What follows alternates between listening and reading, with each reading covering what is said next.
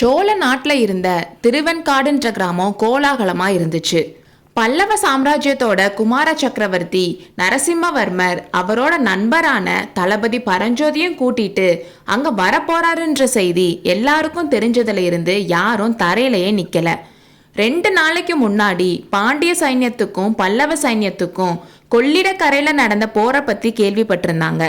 அதுல பாண்டியன் புறமுதுகிட்டு ஓடுனதும் தெரிஞ்சிருந்துச்சு. பாண்டிய சைன்யம் பல்லவ சைன்யத்தை விட பெருசுன்னும் மாமல்லர் பரஞ்சோதி இவங்களோட வீரத்தால தான் பாண்டிய சைன்யம் சிதறி ஓடுச்சுன்னும் எல்லாருக்கும் தெரியும். அப்படிப்பட்ட வீரர்கள் நம்ம ஊருக்கு வராங்கன்னு தெரிஞ்சதும் அந்த கிராமத்துல இருக்கிறவங்க ஆனந்த வெள்ளத்துல மூழ்கி இருந்தாங்க. ஏற்கனவே அந்த கிராமத்து வாசிகள் சந்தோஷத்துல தான் இருந்தாங்க. ஏன்னா 10 நாளைக்கு முன்னாடி தான் திருநாவுக்கரசர் அந்த ஊருக்கு வந்திருந்தாரு. கோவில்கள்ல அவர் கையால புல் செதுக்கிற வேலையும் பண்ணி சாயங்காலம் அவரோட சீடர்கள் கிட்ட சொல்லி பாசுரங்கள் பாடிட்டும் இருந்தாரு. ஏற்கனவே திருநாவுக்கரசர் வந்தனால சந்தோஷத்துல இருந்த அந்த கிராம மக்களுக்கு இப்போ இவங்க 2 பேர் வரதுல இன்னும் சந்தோஷம் கொடுத்துச்சு. குமார சக்கரவர்த்தியும் பரஞ்சோதியும் நாவுக்கரசரை பார்க்கறதுக்கு தான் வராங்கன்னு ஒரு வதந்தியும் பரவி இருந்துச்சு. ஆனா நமச்சிவாய வைத்தியர் வீட்டில் இருக்கிறவங்களுக்கு மட்டும்தான் உண்மையிலேயே அவங்க வரதுக்கான காரணம் தெரியும். பரஞ்சோதியோட அம்மாவும் பரஞ்சோதிக்காக காத்துட்டு இருக்க பெண்ணும் அந்த வீட்டில் தான் இருந்தாங்க. அப்படி இருக்கிறப்போ தளபதி பரஞ்சோதியும் அவரோட நண்பரும் திருவெண்காட்டுக்கு வர்றதுக்கு வேற என்ன காரணம் இருக்க முடியும்? அதனால கிராமத்துல இருந்த மற்ற வீடுகளை விட நமச்சிவாய வைத்தியர் வீடு இன்னும் பரபரப்பா இருந்துச்சு.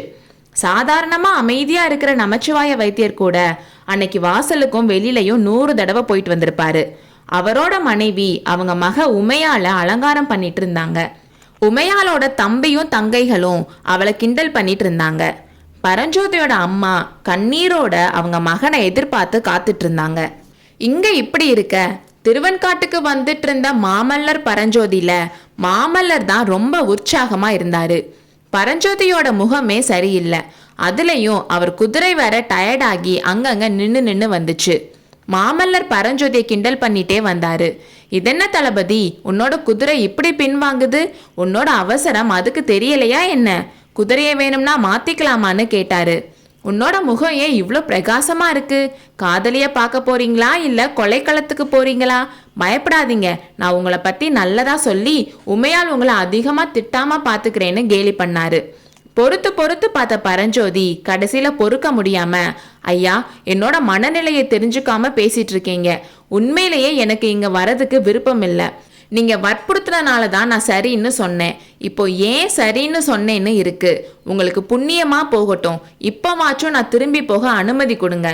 நீங்க எனக்காக என் அம்மாவை போய் பார்த்து நான் நல்லா இருக்கேன், ஆனா அவங்களுக்கு நான் கொடுத்த வாக்க நிறைவேற்ற முடியல, அதனால பார்க்கறதுக்கு வெக்கப்பட்டுட்டு வராம போயிட்டேன்னு சொல்லிடுங்கன்னு சொன்னாரு. பரஞ்சோதி இப்படி உணர்ச்சி வசப்பட்டு பேசினதை பார்த்து மாமல்லர் ஒரு செகண்ட் திடுக்கிட்டாரு. தளபதி, உன்னோட அம்மாக்கு என்ன வாக்குறுதி கொடுத்தீங்க? அதையே நிறைவேற்ற முடியலன்னு கவலையா கேட்டாரு.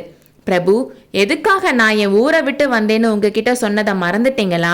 என்னோட மாமா நமச்சிவாய வைத்தியர் அவரோட படிச்ச மகளை படிப்பறிவு இல்லாத எனக்கு கல்யாணம் பண்ணி கொடுக்க விரும்பல.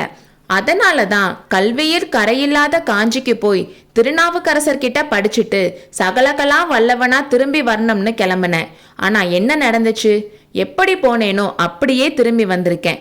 திருநாவுக்கரச பெருமான கண்ணால கூட பார்க்கலன்னு பரஞ்சோதி சொல்லிட்டு இருக்கும்போது நரசிம்மர் கலகலன்னு சிரிச்சாரு. பல்லவகுமாரா, உங்க சிரிப்பு என் மனசுல நெருப்பா எரியுது. வடக்கு போர்க்களத்துல இருந்து சக்கரவர்த்தி என்ன உங்ககிட்ட அனுப்புனப்போ எனக்கு கல்வி சொல்லித்தர சொல்லி அனுப்புனாரு. ஆனா நீங்க எனக்கு சொல்லியே தரல. நானா படிக்கலான்னு சொன்னாலும் அதுக்கும் விடல. எப்போவாவது கொஞ்சம் நேரம் கிடைச்சாலும் அந்த நேரத்துல ஆயனரோட மகளை பத்தி பேசியே நேரத்தை போக்கிட்டீங்க. ராஜ பரம்பரை மாதிரி சுயநலவாதிகளை நான் பார்த்தது இல்லைன்னு பரஞ்சோதி கவலையா சொன்னதும் மாமல்லர் இன்னும் சத்தமா சிரிச்சாரு. மாமல்லரும் பரஞ்சோதியும் திருவெண்காட்டுக்கு வந்தப்போ அந்த ஊர் என்ட்ரன்ஸ்லயே அவங்களுக்கு பயங்கர வரவேற்பு நடந்துச்சு. அப்போ மாமல்லருக்கு முன்ன ஒரு தடவை மண்டபப்பட்டு கிராமத்துல நடந்த வரவேற்பு ஞாபகம் வந்துச்சு. ஆயனரும் சிவகாமியும் இருந்தாங்க. நம்ம யாருன்னு சொல்லாம அவங்க கூட போனோம். அதுக்கப்புறம் எத்தனை விஷயங்கள் நடந்துருச்சு. இப்போ கண்ணபிரான் மண்டபப்பட்டு கிராமத்துக்கு போய் கொள்ளிடக்கரையில நடந்த சண்டையை பத்தி சொல்லியிருப்பான். சிவகாமி எவ்வளோ சந்தோஷப்பட்டிருப்பா, எவ்வளோ ஆர்வத்தோட நம்ம வருவோம்னு எதிர்பார்த்துட்டு இருப்பா.